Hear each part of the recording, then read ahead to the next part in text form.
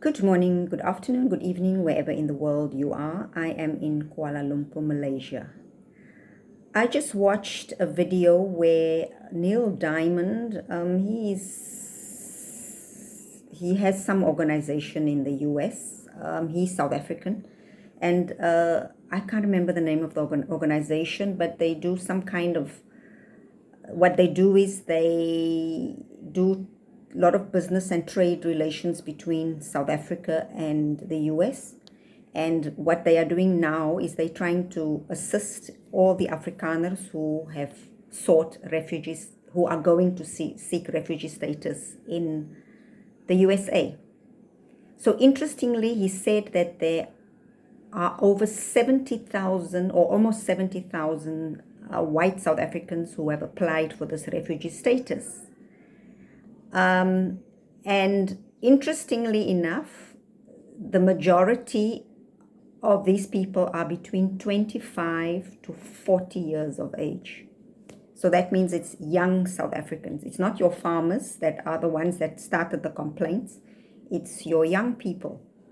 So I am just thinking, yes, it would make sense that white people would want to leave South Africa because they don't want to be governed under the BEE laws. So they've not experienced apartheid, so they won't understand why the situation is like that, because they're the new South Africans. They just know that we are all equal.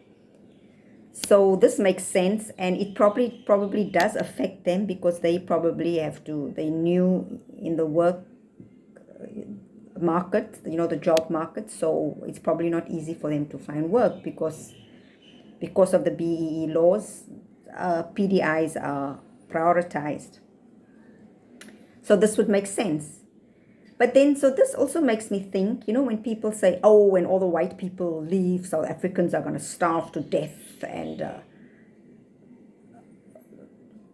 without white people, South Africa cannot function, which I find is very racist because that just assumes that non-whites don't know how to take care of themselves or their land. Okay, anyway. Yeah, so, but then this makes me think, if it's mainly this demographic, that means these people are not farmers. He said these are not farmers. So that means the majority of farmers are staying. So, it's, I don't understand why South Africa would starve, because the working people are staying. The people who actually provide, who contribute to the society are staying, because like these young people, if their reason for refugee status is that it's because they cannot work in the country because there's these laws against them, then fine and well. But then that means they are currently unemployed, right? And because they're unemployed, that also means that they're not contributing to society anyway. So if they do go, it's no love lost to the country. Actually, it's a gain to the country, because if 70,000, let's say of the 70,000, 50,000 are between 24 and 40. If these 50,000 leave, that means the unemployment rate is going to go down, because now there's less people that are unemployed, right?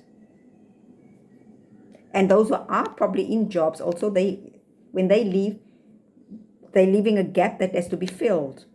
And there's a lot of unemployed people who have to fill this gap.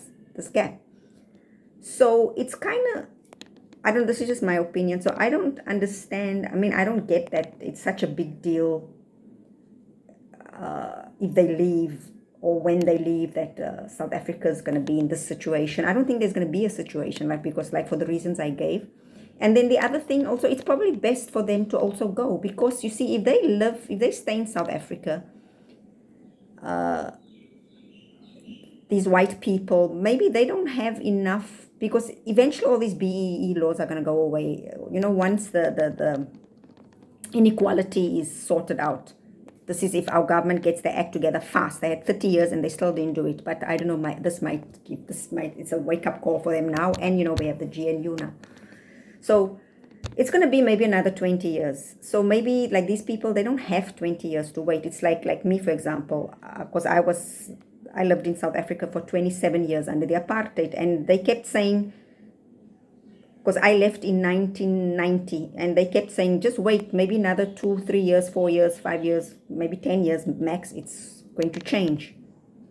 But I already had 27 years of this life, and that's it. I didn't want to continue in this under the apartheid. So maybe for some it's like that. Like maybe they also know it might take just another 20 years. But if you're 40, you don't want to wait another 20 years. And if you're 25,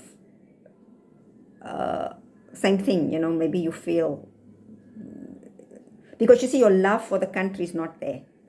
It's just not there. Like mine at that time, it got to the point where I just had no love for the country. None, zero.